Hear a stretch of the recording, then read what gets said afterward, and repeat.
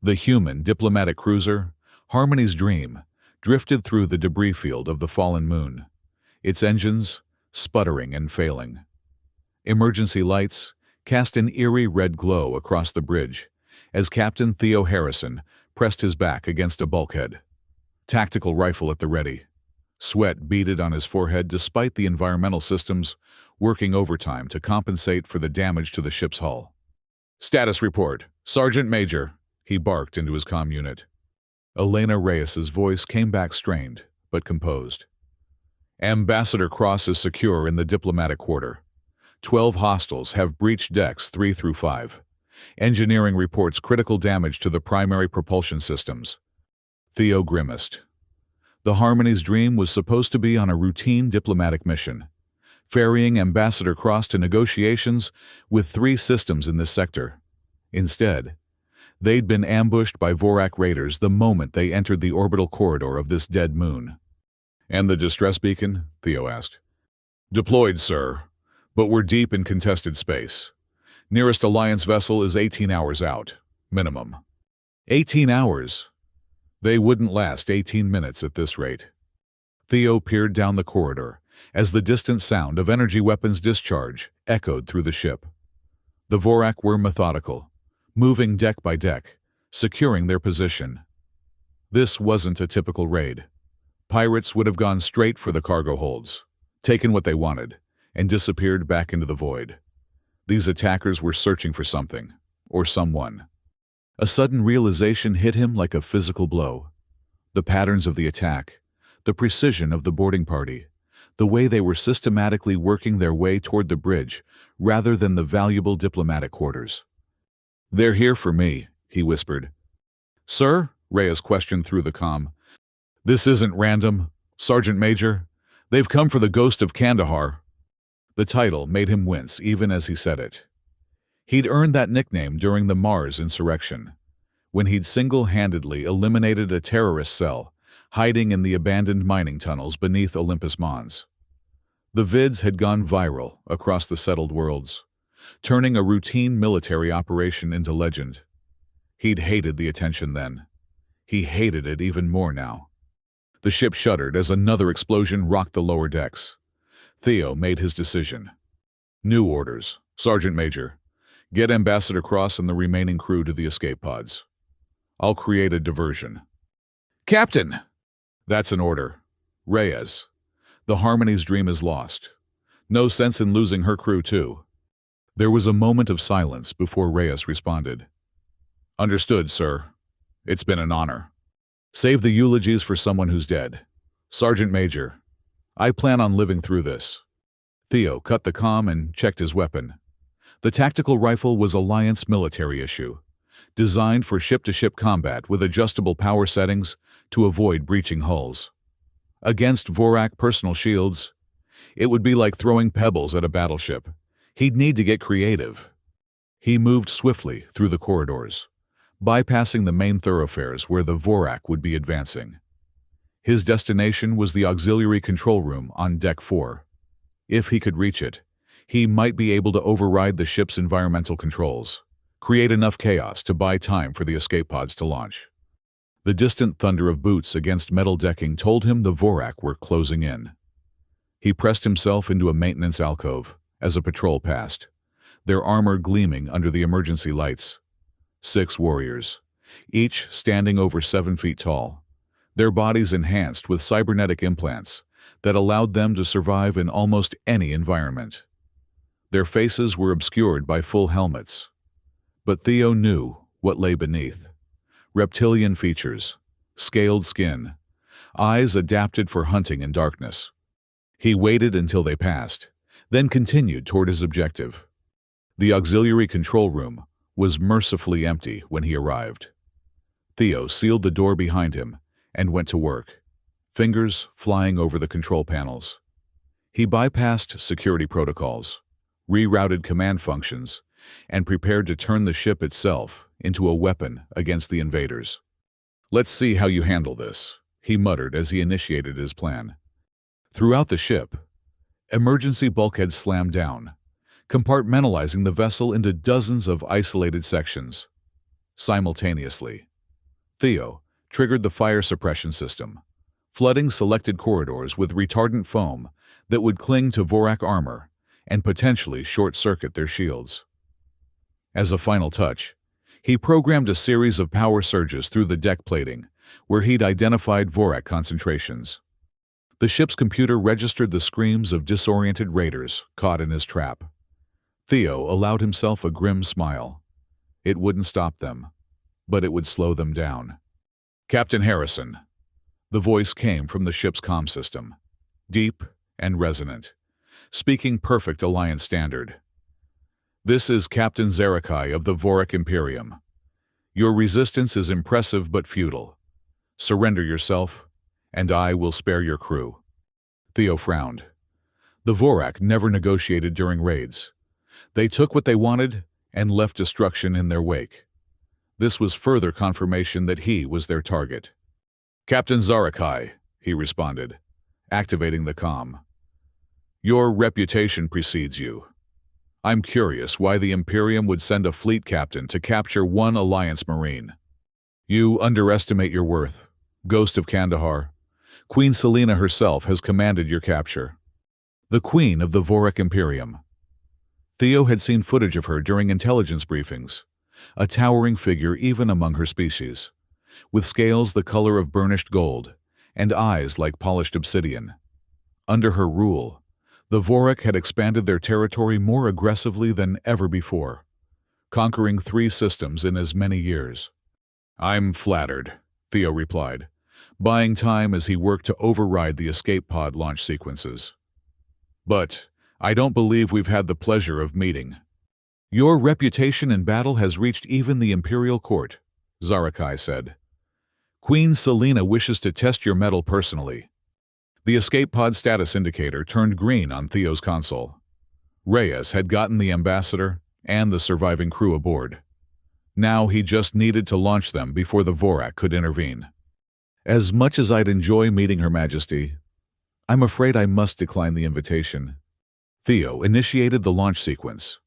On the external cameras, he watched a dozen escape pods eject from the stricken vessel, their engines flaring as they accelerated away from the battle zone.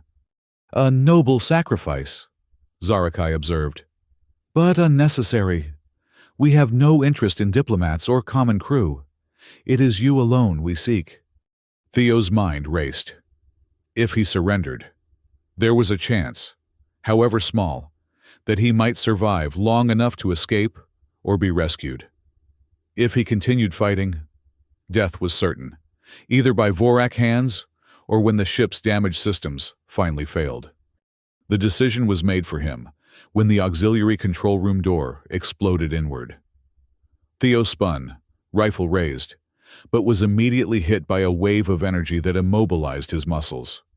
He collapsed to the deck, body rigid, but mind fully conscious. Captain Zarakai stepped through the smoking doorway, flanked by Vorak warriors. Unlike his soldiers, the captain wore no helmet, revealing his reptilian features. His scales were a deep crimson, with silver markings denoting his rank. He studied Theo with what might have been respect. "The Ghost of Kandahar," he said, circling Theo's paralyzed form. "Not so ghostly now." Theo could only glare in response, the paralysis field preventing even the slightest movement. "You fought well," Zarakai continued. "Queen Selena will be pleased. She appreciates warriors of skill and courage." He gestured to his soldiers. "Bring him, gently. The Queen wants him undamaged for the trial of dominion." As the Vorak warriors lifted him, Theo's last view of the Harmony's dream was of the bridge, where emergency systems fought a losing battle against cascading systems failures. The diplomatic vessel that had been his home for the past year would soon be nothing but debris, joining the remnants of the shattered moon in their endless orbit. The Vorak shuttle departed the dying ship, carrying Theo toward a fate he couldn't begin to imagine. The Vorak fortress loomed against the backdrop of twin suns, its architecture a testament to the martial culture that had created it. Massive towers of black stone and metal rose from the surface of the dead moon, bristling with weapon emplacements and communication arrays. Energy shields shimmered in the harsh light, creating a dome that enclosed the entire complex and generated an artificial atmosphere. Theo sat in his cell, a surprisingly comfortable chamber, given that he was a prisoner. The paralysis had worn off during the journey, but escape was impossible. His cell was located deep within the fortress, guarded by elite warriors. And even if he somehow managed to break free, there was nowhere to go on this lifeless rock. He'd been provided with clean clothes, simple garments of a material similar to cotton, but stronger, and regular meals of surprisingly palatable food. His injuries from the battle on the Harmony's Dream had been treated by Vorak physicians who'd shown neither cruelty nor kindness, merely professional efficiency. All of this reinforced his suspicion that whatever the Vorak wanted from him, it wasn't a simple execution. The door to his cell slid open, revealing Captain Zarakai. The Vorak officer entered alone, an unusual breach of protocol that suggested either great confidence or a desire for privacy. "Captain Harrison," Zarakai inclined his head slightly. "I trust your accommodations are adequate." "They're fine," Theo replied, studying the Vorak. "Though I'd prefer to know why I'm here. All will be revealed in time." Zarakai moved to the room's single window, a narrow slit that offered a limited view of the fortress courtyard below.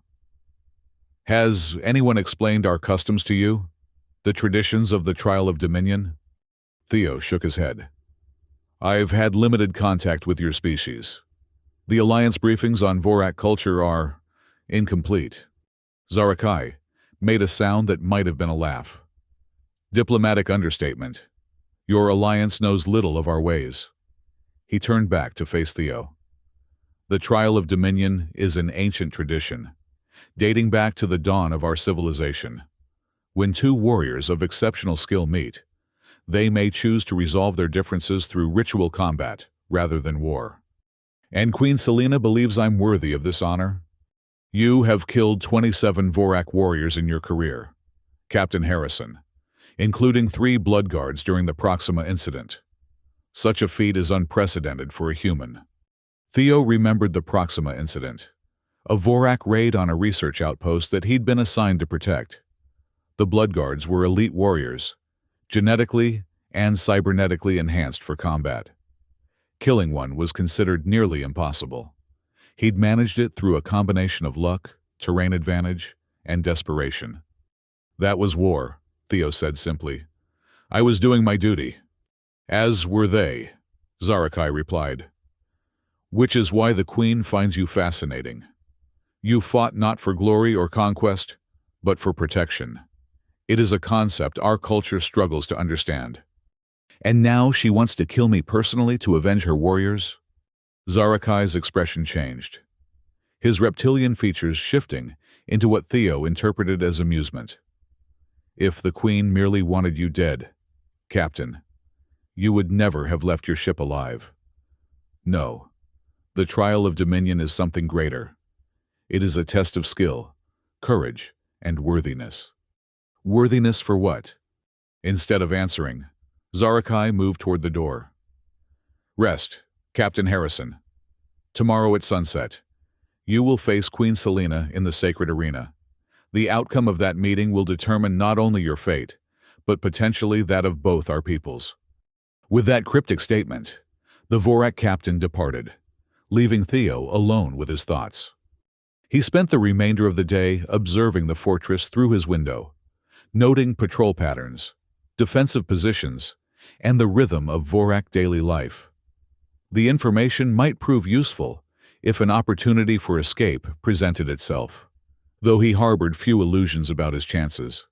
As the first of the twin suns began to set, casting long shadows across the courtyard, the door to Theo's cell opened again. This time, 4 Vorak warriors entered, their armor ceremonial rather than practical, adorned with symbols Theo couldn't interpret. "It is time," the lead warrior announced. Theo nodded and stood. Whatever awaited him in the arena, he would face it with the dignity befitting an Alliance officer. The warriors escorted him through a labyrinth of corridors, down several levels, and finally into a preparation chamber adjacent to what he assumed was the arena. Here, he was presented with light armor, not Alliance design, but Vorak, modified to fit human proportions. "You will wear this," the lead warrior instructed. "It is tradition." Theo examined the armor. It would provide some protection, while still allowing freedom of movement. He donned it without complaint. Next came the weapon, a sword of unusual design, its blade seemingly composed of a metal that shifted colors as it caught the light, flowing from silver to blue to crimson like liquid. "Living metal," the warrior explained, noting Theo's fascination. "It responds to the wielder's intent and skill. Few outsiders have ever been granted the honor of carrying such a blade." Theo tested the weapon's balance. Despite never having trained with swords beyond basic academy courses, the blade felt natural in his hand, almost an extension of his arm. "The trial begins when both suns touch the horizon," the warrior continued. "It ends when blood is drawn, and one combatant yields, or dies." "And if I refuse to participate?" Theo asked. The warrior's expression hardened. "Then you die without honor, and your alliance receives a message that the ghost of Kandahar broke under Vorak questioning, revealing military secrets before his execution." Theo's jaw tightened. "I understand." "Good. Queen Selena prefers worthy opponents." A deep, resonant gong sounded, vibrating through the stone walls. The warriors stiffened to attention. "It is time," the leader announced. "May your ancestors guide your blade, human." The doors to the arena swung open, revealing a circular expanse of sand-covered ground, approximately 50 meters in diameter. Surrounding the arena were tiered seating areas, filled with Vorak of various ranks and castes, their scales reflecting the reddish light of the setting suns. At the highest point sat an ornate throne, currently empty, flanked by armored guards and robed figures Theo took to be priests or advisors. The crowd fell silent as Theo entered the arena. He moved to the center, where a circle was inscribed in the sand, and waited as protocol seemed to demand. Another gong sounded, and the assembled Vorak rose to their feet as one. From the opposite side of the arena, a procession entered. First came warriors in ceremonial armor, so elaborate it could only be decorative, followed by the robed figures he'd noted earlier. Finally, Queen Selena herself appeared. She was even more imposing in person than in the intelligence briefings, standing nearly 8 feet tall. Her golden scales caught the light of the setting suns and seemed to glow from within. She wore armor that was both functional and beautiful, designed to protect while showcasing her physical power. Upon her head sat a crown of metal, similar to the living blade Theo had been given, shifting colors with her movements. The queen took her place on the throne, surveying the arena with imperious eyes. When her gaze fell on Theo, he felt as though he were being assessed down to the cellular level. One of the robed figures stepped forward, raising gnarled hands toward the darkening sky. "The trial of dominion begins," he called, in a voice that carried to every corner of the arena. "Queen Selena, conqueror of worlds, daughter of the twin suns, challenges Theo Harrison, the ghost of Kandahar, slayer of blood guards." The crowd responded with a sound halfway between a cheer and a battle cry. "Let blood determine truth," the priest continued. "Let combat reveal destiny." Queen Selena descended from her throne, taking up a living metal blade twice the size of Theo's, yet wielding it as though it weighed nothing. She entered the circle opposite Theo, her obsidian eyes fixed on his. "Human," she spoke, her voice carrying effortlessly across the arena. "I have watched recordings of your battles. You fight with unusual skill for your species. I am curious to see if those skills translate to honorable combat." Theo squared his shoulders. "I'm a soldier, Your Majesty, not a gladiator. But I'll do my best not to disappoint you." A sound, Like distant thunder rolled through the crowd. Vorak laughter. Humility, the queen observed. Another unusual trait among warriors. She raised her blade in salute. Begin. She moved with startling speed, covering the distance between them in a single bound. Theo barely had time to raise his weapon to block her first strike, the impact sending vibrations up his arm, despite the living metal's ability to absorb shock. He disengaged and stepped back, reassessing. The queen was stronger and faster, with a longer reach and vastly more experience in this type of combat. A frontal assault would be suicide. Selena pressed her advantage, delivering a series of lightning-fast strikes that forced Theo into a defensive stance. Each blow came closer to breaking through his guard. "You disappoint me, human," she taunted, as she drove him back toward the edge of the circle. "Where is the warrior who slew my blood guards?" Theo didn't respond, conserving his breath and focusing on survival. He was studying her style, looking for patterns, weaknesses, anything he could exploit. The queen fought with textbook precision, each move flowing into the next in a deadly dance. Too perfect, he realized. Too practiced. She had trained all her life for formal duels like this. But Theo's combat experience came from chaotic battlefields, where survival depended on adaptation and improvisation. He changed tactics, intentionally breaking rhythm, moving erratically, mixing techniques from different martial arts that would seem random and unpredictable to someone trained in structured combat. Confusion flickered across the queen's features as her attacks began to miss their mark. Theo used the moment to launch his first offensive, a series of quick strikes aimed not at defeating her, but at testing her defensive capabilities. The crowd's enthusiasm grew as the battle evened out. What had begun as a one-sided demonstration of Vorak's superiority had become a genuine contest. Selena adapted quickly, adjusting her style to counter Theo's unorthodox approach. They circled each other in the arena, trading blows, neither able to gain a decisive advantage. "Better," the queen acknowledged during a momentary lull, but not enough. She changed stance and attacked with renewed vigor. Her blade became a blur of motion, forcing Theo back once more. He blocked desperately, but a particularly powerful strike knocked him off balance. As he stumbled, the queen's blade slipped past his guard, slicing a shallow cut across his shoulder. First blood had been drawn. The crowd roared its approval as crimson stained the sand. But instead of pressing her advantage to finish the fight, Queen Selena stepped back, allowing Theo to regain his footing. It was a gesture of respect, acknowledging that his wound was due to a momentary lapse rather than superior skill. Theo nodded his thanks, using the brief respite to center himself. The cut stung, but wasn't serious enough to impair his movement. He adjusted his grip on the living metal blade, which had begun to pulse with a reddish hue matching his blood. The battle resumed with increased intensity. Theo abandoned all pretense of fighting according to any recognizable style, instead drawing on every scrap of combat experience he'd accumulated over years of service. He mixed alliance hand-to-hand techniques with improvised movements, creating an unpredictable pattern that repeatedly brought him inside the queen's guard. Finally, an opportunity presented itself. Selena overextended slightly on a thrust, and Theo sidestepped, bringing his blade up in a swift arc that would have taken her head had he completed the motion.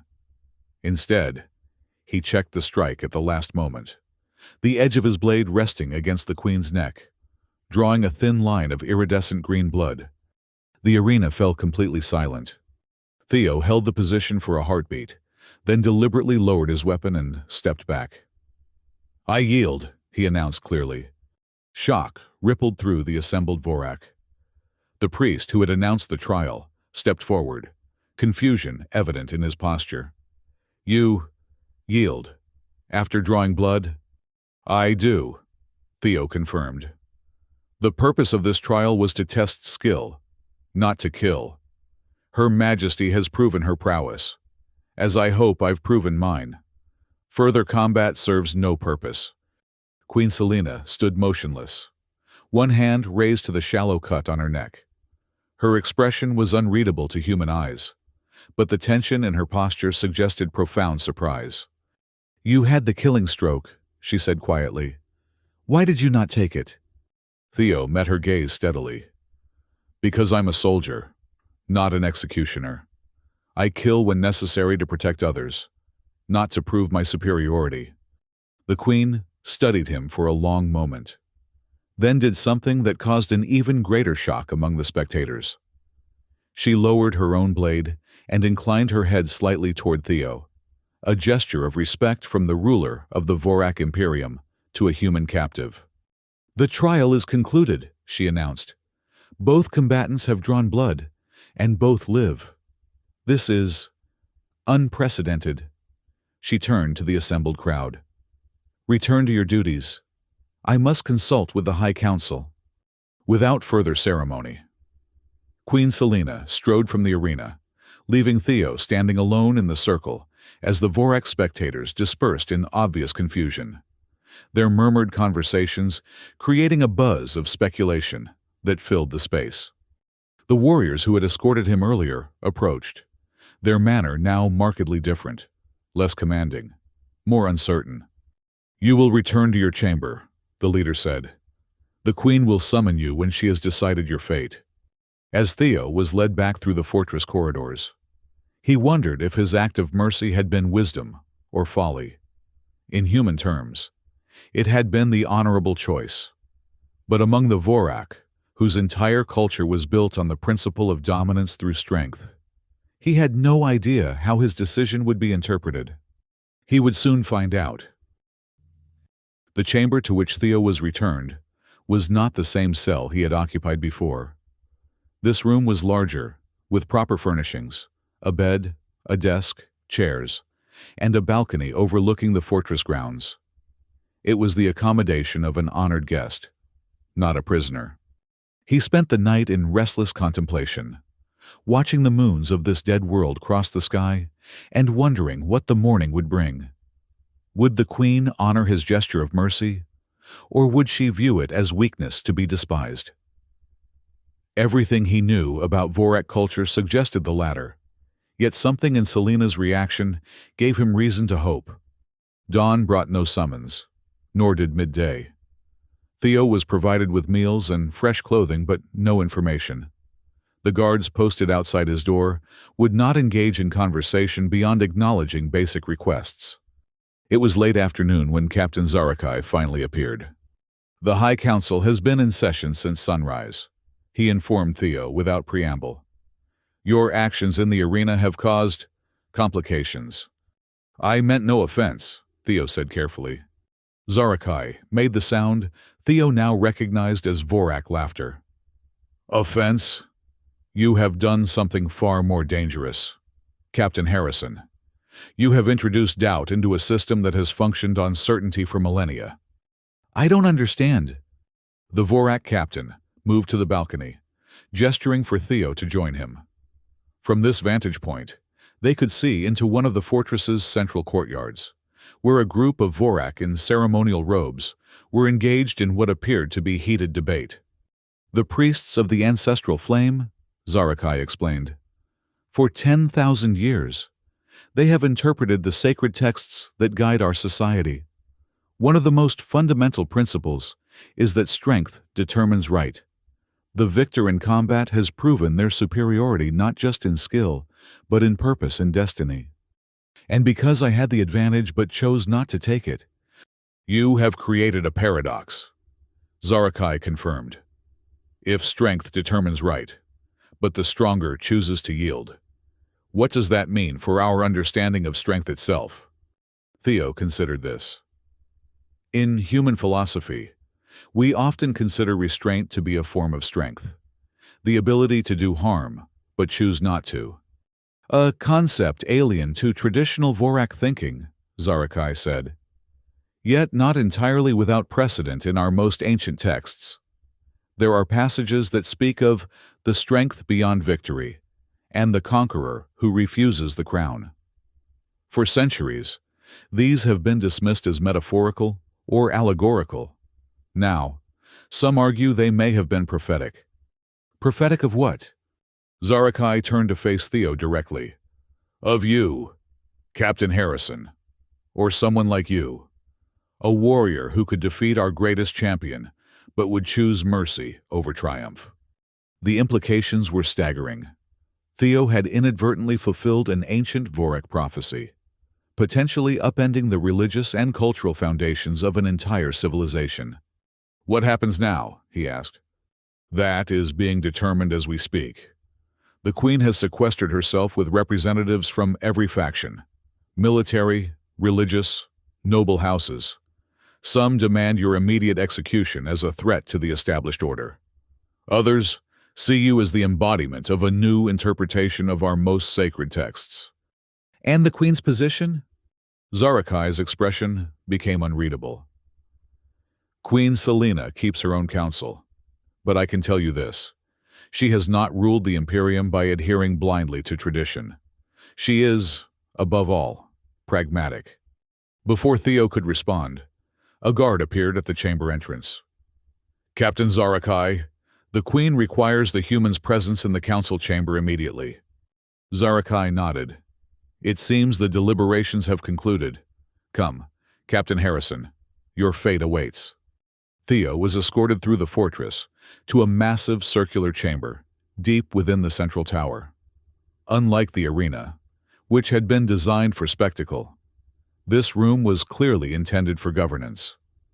A round table of polished stone dominated the space, surrounded by high-backed chairs occupied by Vorak of various castes, identifiable by their scale, coloration, and adornments.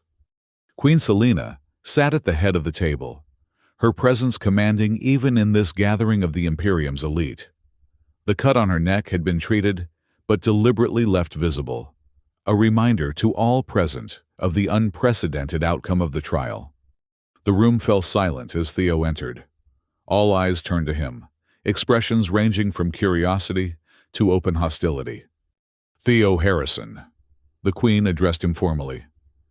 The Council has debated your status for many hours. Before we render judgment, you will be permitted to speak. Choose your words with care. Theo moved to the center of the chamber, aware that this moment might determine not just his own fate, but potentially the future relationship between humans and Vorak. He decided that honesty was his only viable strategy. Your Majesty, honored council members, he began. I am a soldier of the Alliance, sworn to protect its citizens and uphold its principles. Yesterday in the arena, I acted according to those principles. Where I come from, we believe that true strength lies not just in the ability to take life, but in the wisdom to preserve it when possible. Murmurs rippled around the table. Theo continued. I understand that my actions may seem confusing or even offensive according to your traditions. For that, I apologize. But I cannot apologize for choosing mercy when victory was within my grasp. If that choice offends your customs, then I am prepared to accept whatever consequences you deem appropriate. A Vorak with deep crimson scales and elaborate military insignia rose from his seat. This human speaks of mercy as if it were virtue rather than weakness. Our empire was built on strength, on the certainty that victory in combat proves superiority of purpose. If we accept his alien philosophy, we undermine the very foundation of our society. General Vexthal speaks truly, added an elderly Vorak in religious vestments. The sacred texts are clear. Through dominance comes right, through conquest comes truth. To suggest otherwise is heresy. Queen Selena raised a hand, silencing the objections. High Priest Corvin, you have studied the ancient prophecies more thoroughly than any living Vorak. Speak now of what you have found. The High Priest shifted uncomfortably. There are passages in the oldest texts that have long puzzled our scholars. References to the merciful conqueror and the warrior who breaks the circle of blood. These have traditionally been interpreted as warnings against hesitation in battle. But they could be interpreted differently, the Queen pressed. They could, the priest admitted reluctantly. The original language is ambiguous. The phrase we translate as breaks the circle of blood could equally mean ends the cycle of bloodshed. General Vexthal slammed a fist on the table. This is absurd. We are the Vorak Imperium, conquerors of 3 sectors. Our strength lies in our unwavering commitment to dominance. And yet, Queen Selena said quietly, our expansion has begun to falter. The alliance grows stronger, more unified with each world we seize. We expend more resources to gain less territory. Perhaps there is wisdom in considering alternative paths. She turned her obsidian gaze to Theo. You had the opportunity to kill me, to strike a devastating blow against the Imperium. Instead, you chose restraint. Why? Because killing you would have solved nothing. Theo answered honestly. It would only have led to more bloodshed, more hatred between our peoples. Violence perpetuates itself unless someone chooses to break the cycle. The queen studied him for a long moment, then rose from her seat. The entire council stood immediately in response. I have made my decision, she announced. Theo Harrison will not be executed or imprisoned. Instead, he will remain as an advisor to the throne, a representative of alliance perspectives, and a living embodiment of the prophecy. Protests erupted from several council members, led by General Vexthal. This is unprecedented. A human advising the queen? The warrior houses will revolt. Queen Selena silenced them with a gesture. I am still queen, and my word is still law. But I do not make this decision lightly, or without consideration for our traditions. Therefore, I propose a compromise. She moved around the table to stand before Theo. The human will serve as advisor for 1 standard year. During this time, we will suspend all offensive operations against Alliance worlds. If, at the end of that period, our position has weakened, I will personally execute him and resume our campaign of conquest with renewed vigor. The proposal quieted the objections. Even General Vexthal seemed mollified by the prospect of a defined endpoint to what he clearly viewed as a dangerous experiment. Do you accept these terms, Theo Harrison? The Queen asked. Theo considered his options. As a prisoner of war, he had few rights under Vorak law. This offer, however conditional, represented an opportunity, not just for his own survival, but potentially for peace between their civilizations. I accept, Your Majesty, with one condition of my own. Surprise registered on the faces of the council members. A prisoner daring to propose conditions was unheard of. Speak, the Queen commanded, curiosity evident in her tone. I request permission to communicate with Alliance authorities, to inform them of my status and the suspension of hostilities. Without official acknowledgement, any Vorak vessel approaching Alliance space might be fired upon, regardless of intentions. Queen Selena considered this, then nodded. A reasonable precaution. Your message will be transmitted under diplomatic protocols. She addressed the council. This meeting is concluded. Captain Zarakai will see to the humans' accommodations and duties. As the council members filed out, many casting suspicious glances in Theo's direction, the Queen lingered. When they were alone, save for her personal guards, she spoke again, her voice lower. You have created quite a disruption, Captain Harrison. That wasn't my intention, Your Majesty. Intention is irrelevant. Effect is what matters. She studied him with those impenetrable obsidian eyes. I have ruled the Imperium for 30 cycles. In that time, I have expanded our territory more than any sovereign before me. My name is spoken with fear and respect across 3 sectors. She moved closer, towering over him. And yet, yesterday in the arena, you showed me something I had never seen before. Not merely skill or courage, those are common enough, but a kind of strength I had not considered. The strength to choose peace over victory, Theo suggested. Perhaps, she acknowledged. Or perhaps something more complex. The coming year will determine whether your philosophy has merit or whether our traditional ways remain superior. A fair test, Theo agreed. The Queen's expression shifted slightly, in a way Theo couldn't interpret with his limited understanding of Vorak facial cues. It is not merely a test, Captain Harrison. It is a gamble with the future of my empire. If I am wrong, I will have weakened my position among my own people for nothing.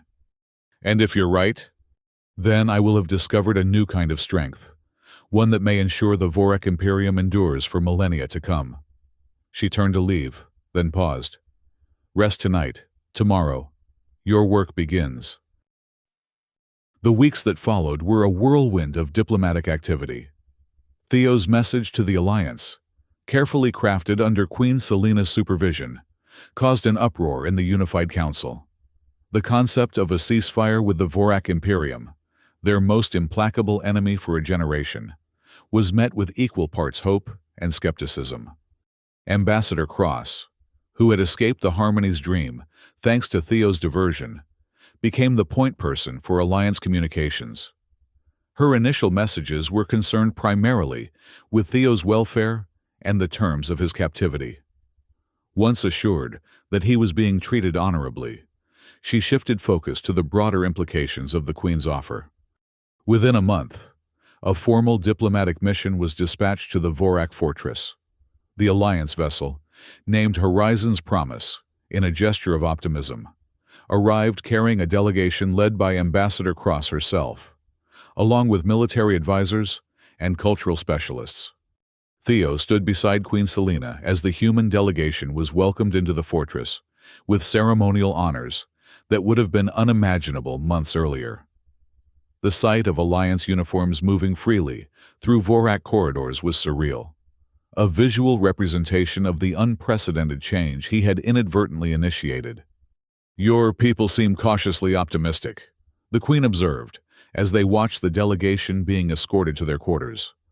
"As do yours," Theo replied, noting the mixture of curiosity and reserve with which the Vorak guards treated their human visitors.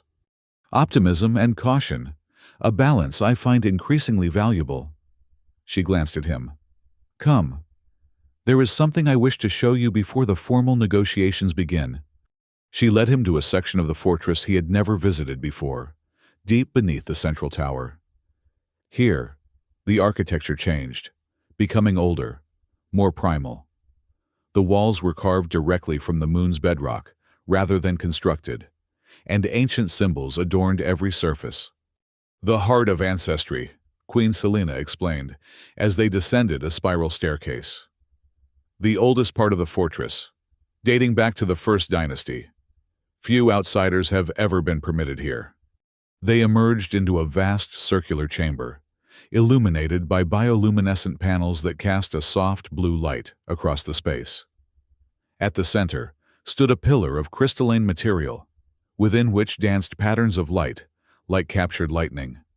"The ancestral record," the Queen said, her voice taking on a reverential quality. "Every significant event in Vorak history, encoded into living crystal by the thoughts of our rulers. 10,000 years of triumph and tragedy, preserved for eternity." Theo stared at the mesmerizing display. "It's beautiful. It is our legacy, our truth." She moved closer to the crystal. "For generations, the record has shown the same pattern of conquest and dominance, expansion through strength, glory through victory." She placed a scaled hand on the crystal's surface. "But patterns can change. Watch." As her hand made contact, the lightning-like energy within the crystal intensified, focusing around her touch. New patterns formed, spreading through the structure like roots seeking soil. "I am adding your trial to the record," she explained. "The moment when the cycle was broken, when mercy revealed itself as another form of strength." The pattern stabilized, becoming a permanent part of the crystalline network. Queen Selena removed her hand and turned to Theo. "Now it is done. Whatever happens in the negotiations to come, this moment, your choice in the arena, is preserved in Vorak history forever." Theo felt the weight of this gesture. You're taking an enormous risk, changing your people's perspective so fundamentally. Leadership without risk is merely administration, she replied. I have conquered worlds, Captain Harrison. Now I face a greater challenge, transforming an empire. As they ascended from the ancient chamber, Theo realized that the Queen had shown him not just a historical artifact, but a profound statement of intent. By encoding his act of mercy into the ancestral record, she was committing herself irrevocably to the path they had begun. The formal negotiations commenced the following day in the council chamber. Ambassador Cross and her team sat on one side of the great stone table, Queen Selena and her advisors on the other. Theo occupied a unique position, standing between the two delegations, symbolically bridging their worlds. The discussions were tense at first.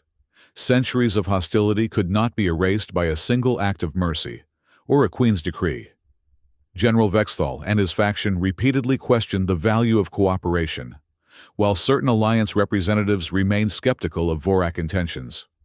Yet, gradually, progress emerged.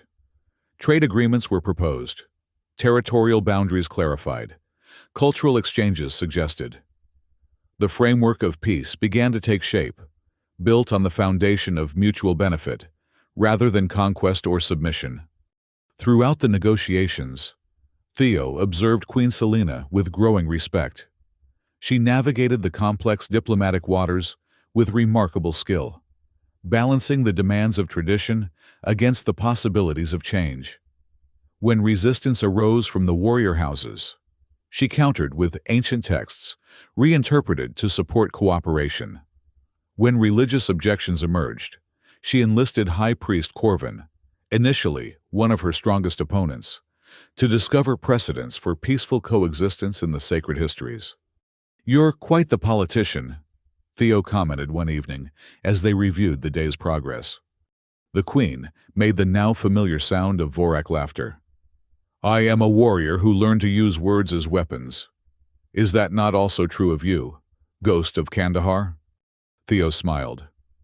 I'm a soldier who discovered that sometimes not fighting is the hardest battle of all. Indeed. She studied the diplomatic proposals spread before them. My generals still believe this is merely a strategic pause, that eventually we will resume our conquest. They do not yet understand that I seek a different kind of victory. What kind is that?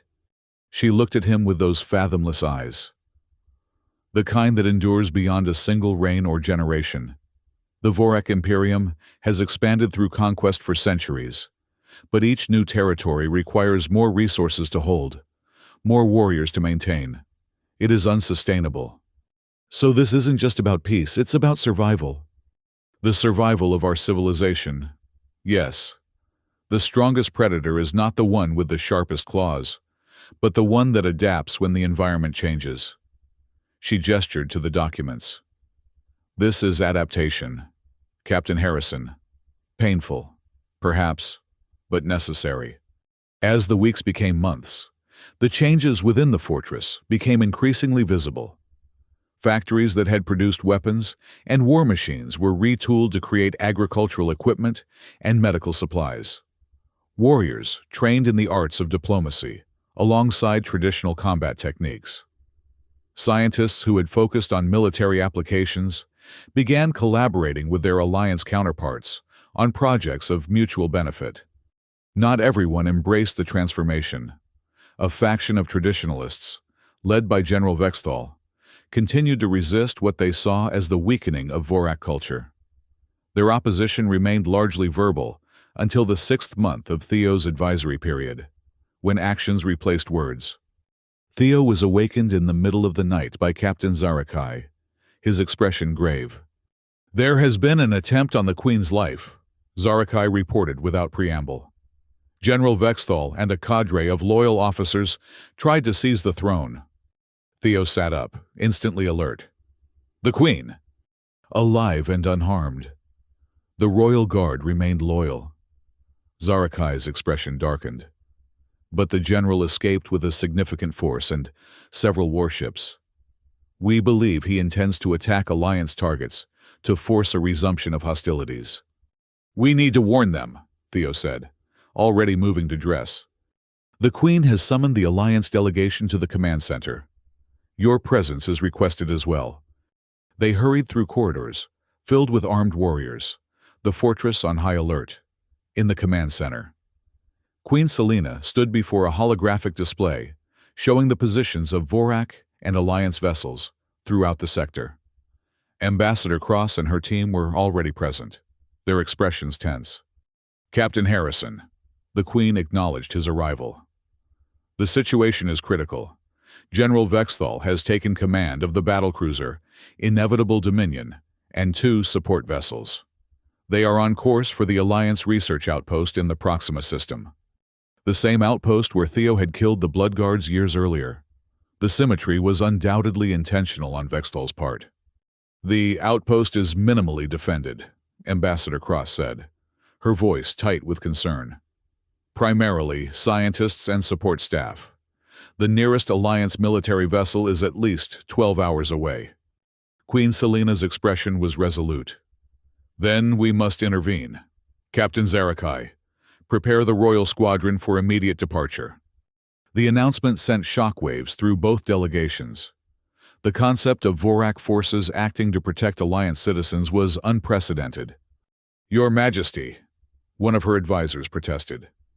"Deploying the Royal Squadron to defend humans against Vorak warriors will be seen as treason by the traditionalist houses." "The true treason is Vexthal's," the Queen replied sharply. "He acts against his sovereign's command and dishonors the Imperium with his cowardly tactics." She turned to Theo. "Captain Harrison, you will accompany us. Your knowledge of the outpost's defenses and terrain may prove valuable." Within hours, the Royal Squadron, 5 Vorak warships led by the Queen's flagship, Sovereign Will, was underway, pushing their engines to maximum capacity to intercept Vexthal's forces before they could reach the outpost. Theo stood on the bridge of the flagship, an Alliance officer surrounded by Vorak technology and crew. The irony of his position was not lost on him. Months ago, he had been fighting for his life against these same people. Now they were allies against a common threat. Queen Selena joined him at the forward viewport, her golden scales reflecting the starlight. "Your thoughts, Captain Harrison?" "I'm thinking about cycles," he replied. "How they perpetuate themselves until someone makes a different choice." She nodded. "Vexthal represents the old cycle: conquest, dominance, the belief that strength comes only through victory over others." "And you represent the new." "Not new," she corrected. "Ancient, but forgotten. The strength that comes from alliance rather than subjugation. The wisdom to recognize that some victories destroy what they claim to preserve." The journey to the Proxima system took 18 hours of hard travel, during which Queen Selena and Captain Zarakai prepared tactical plans based on Theo's knowledge of the research outpost and its surroundings. Alliance Command had been notified of both the threat and the unexpected Vorak response, but their nearest vessels were still hours behind. As the Royal Squadron dropped out of faster-than-light travel on the outskirts of the Proxima system, the tactical display confirmed their worst fears. Vexthal's ships had arrived ahead of them and were already moving into attack position around the outpost. "Open a channel to the Inevitable Dominion," Queen Selena commanded. After a moment, General Vexthal's face appeared on the main screen, his expression a mixture of surprise and defiance.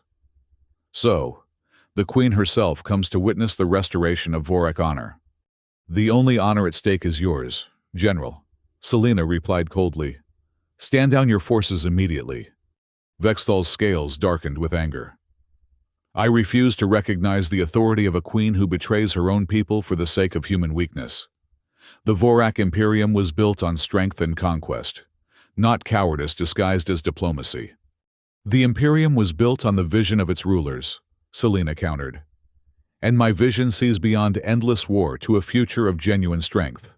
The strength to change, to grow, to forge alliances instead of breaking worlds." "Pretty words for surrender," Vexthal sneered. "I will show you the true Vorak way.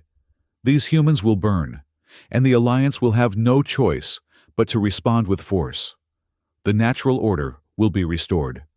If you attack that outpost, General, you attack not just the Alliance but your queen and your own people. I will not allow it." Vexthal's laugh was harsh. "You and what army, my queen? Do you think your royal guard will fire on fellow Vorak to protect humans?" "If necessary," she confirmed. "But I hope to avoid such tragedy." She gestured to Theo. "Perhaps you would listen to the ghost of Kandahar, whose mercy in the arena began this transformation." Theo stepped forward, facing the general whose hatred was palpable, even through the view screen. "General Vexthal, there are over 3,000 civilians on that outpost. Scientists, engineers, medical personnel, families with children. They pose no threat to the Vorak Imperium." "All humans are a threat," Vexthal snarled. "Your species spreads like a disease, infecting every system it touches with your weakness, your sentimentality, your pathetic notion that cooperation is superior to dominance."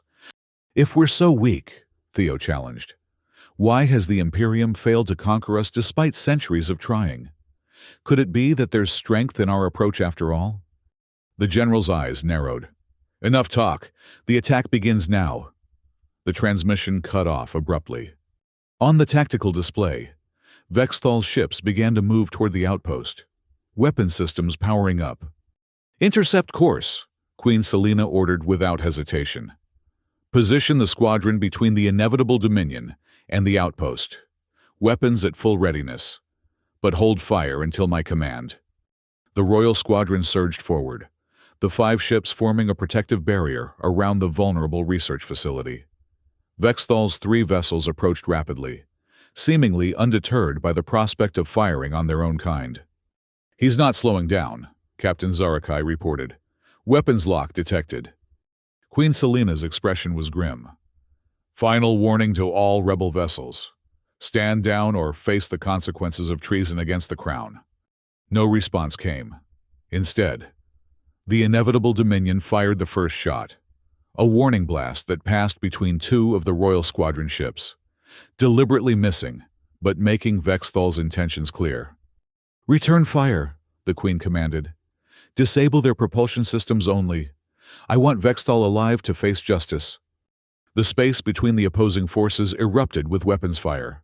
The Royal Squadron, more numerous and better equipped, focused their attacks on the engines and weapons systems of the rebel ships, while Vexthal's forces fired indiscriminately, aiming to break through to the outpost beyond.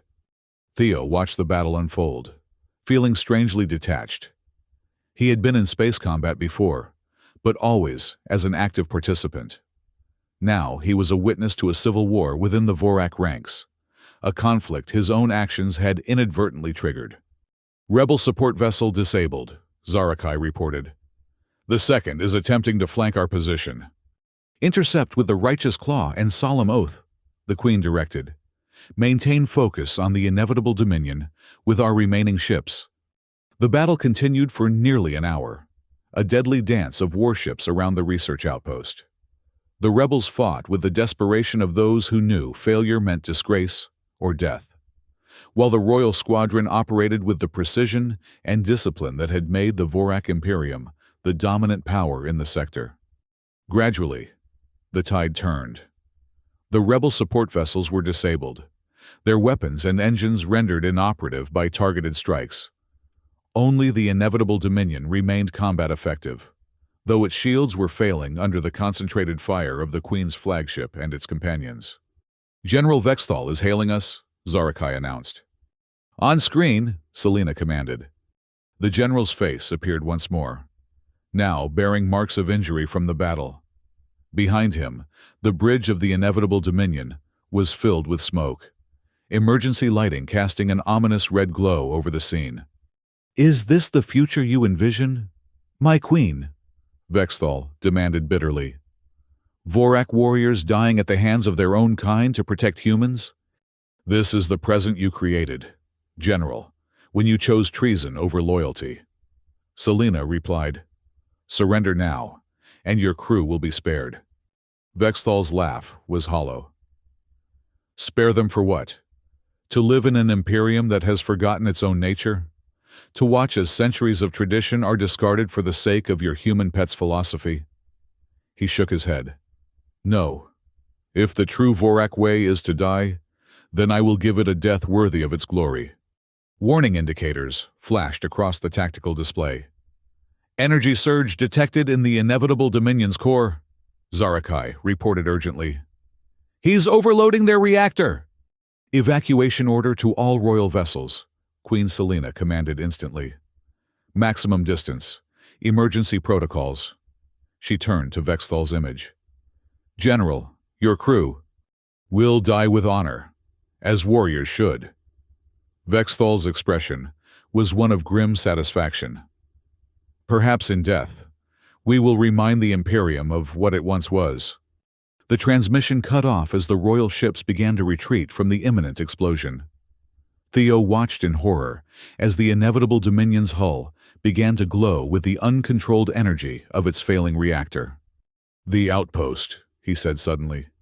They're still in the blast radius. Queen Selena nodded grimly. Captain Zarakai, divert all available power to forward shields.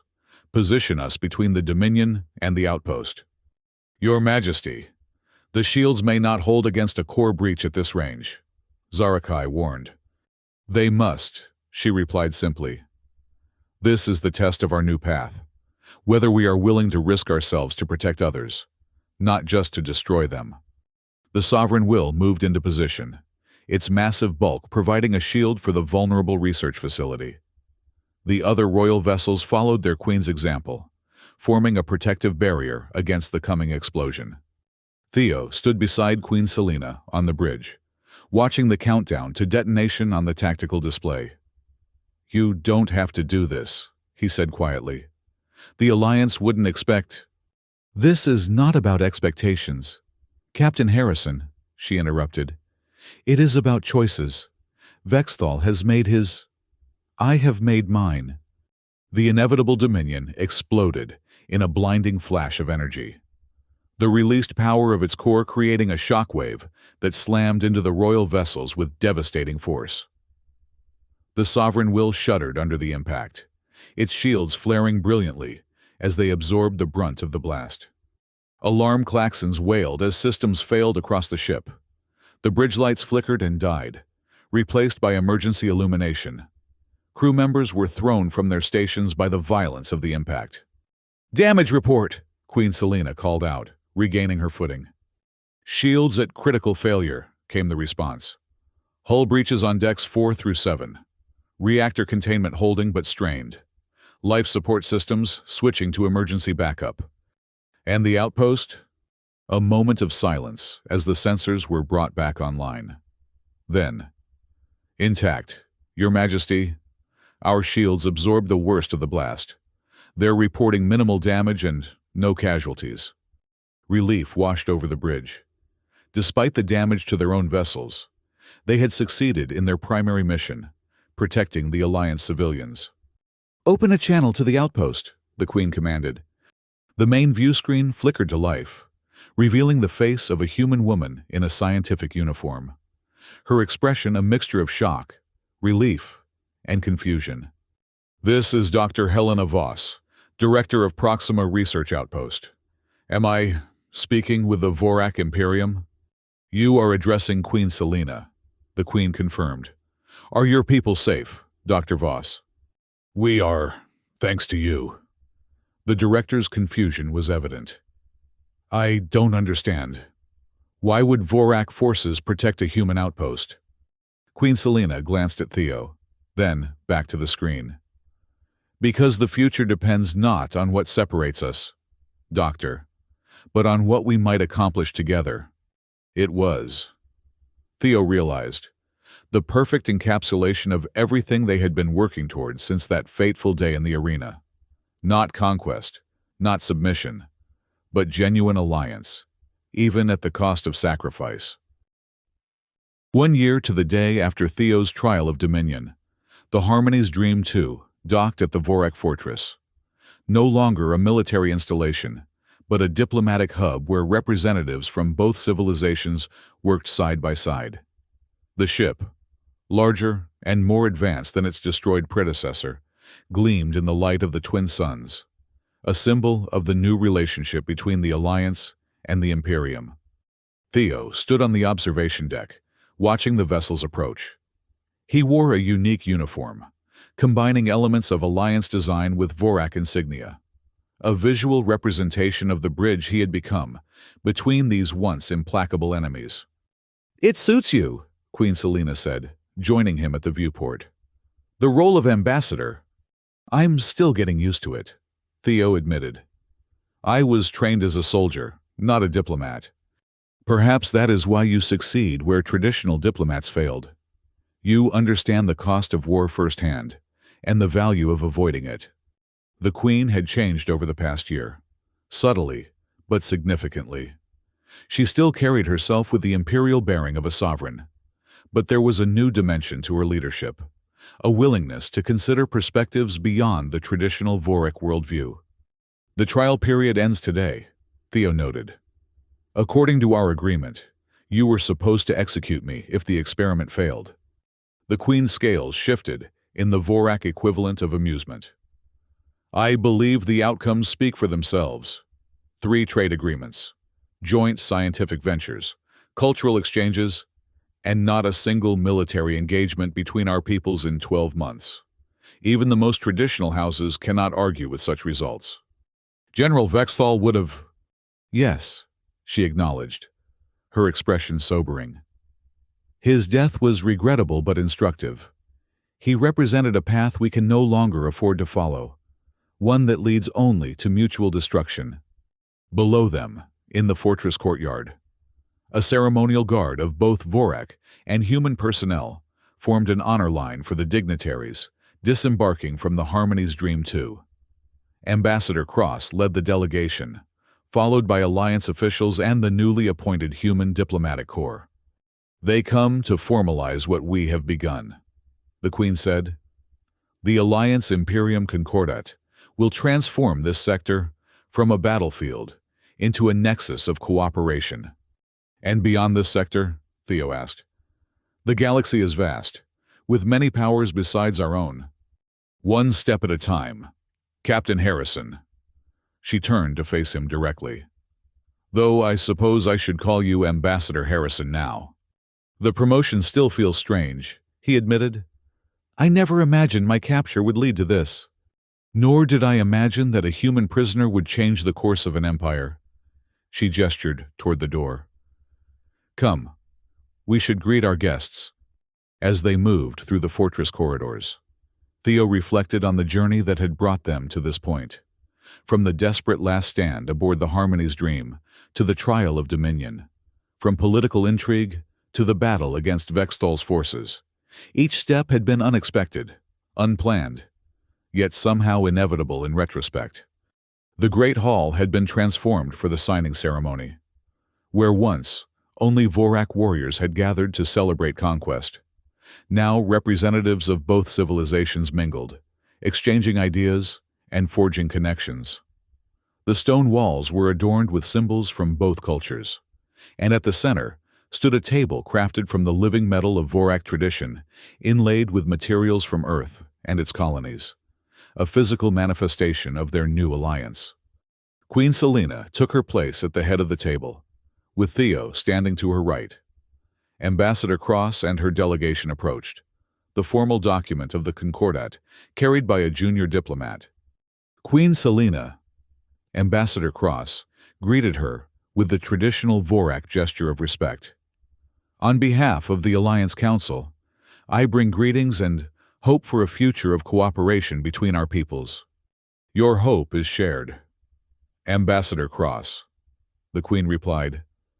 "Today we formalize what began in an arena of combat, but will continue in arenas of commerce, science, and mutual understanding." The Concordat was placed on the table, its pages containing the framework for everything from trade regulations to cultural exchanges, from scientific collaboration to mutual defense pacts. It represented not just the end of hostilities, but the beginning of a genuine partnership. As Queen Selena prepared to sign, she paused, looking directly at Theo. "A year ago, Captain Harrison faced me in combat and chose mercy over victory. Today, we all make a similar choice, to set aside the certainties of conflict for the possibilities of peace." She signed the document with a flourish, then passed the pen to Ambassador Cross, who added her own signature with equal ceremony. Applause filled the great hall, a sound that would have been unimaginable in this space just 1 year earlier. Vorak warriors and human diplomats, scientists and administrators, all united in celebration of this historic moment. Later, as the formal reception continued around them, Theo and Queen Selena found a moment of quiet on a balcony overlooking the fortress grounds. "What happens now?" Theo asked. "For both our peoples?" The Queen gazed out at the horizon, where the first of the twin suns was beginning to set. "Now comes the harder part, making this work beyond ceremonies and documents, changing hearts as well as policies. Some will resist, both Vorak and human. The pull of old hatreds is strong. But not as strong as the possibility of a better future," Theo suggested. "Indeed." She turned to him, her expression solemn. "The trial of dominion never truly ended, Captain Harrison. It merely expanded to encompass all of us. Each day, we choose between the easy path of conflict and the harder road of understanding. And which will prevail?" Queen Selena's scales shifted in that now familiar expression of Vorak optimism. "I cannot say with certainty, but I know this: the warrior who refuses to deliver the killing blow, who chooses mercy when victory is within grasp, has discovered a strength that transcends conquest."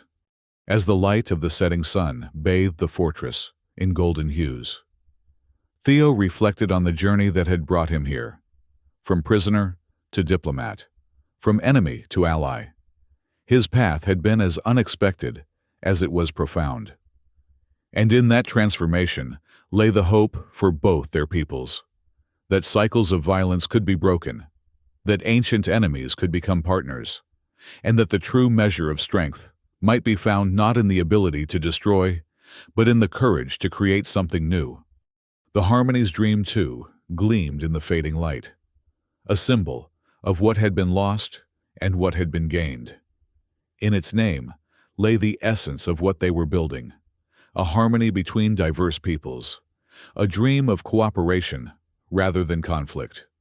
And as the second sun began its descent, casting long shadows across the fortress that had once been dedicated solely to war, but now served as a beacon of peace, Theo Harrison knew that the greatest battles were not fought with weapons, but with ideas, not won through dominance but through understanding, and that the most significant victories were not those that ended lives, but those that transformed them.